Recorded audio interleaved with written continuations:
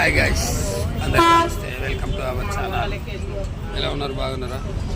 బస్సులో ప్రయాణం అలసిపోయినాం. మనం ఎప్పుడు ఆటోలో వెళ్ళేవాళ్ళం, బస్సులో వెళ్తున్నాం.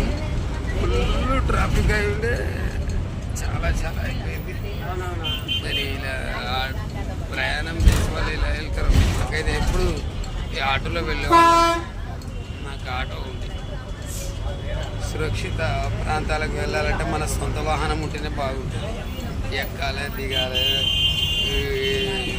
ఫుల్ ట్రాఫిక్, సీట్లు దొరకక నిలబడి అంత ఇబ్బంది.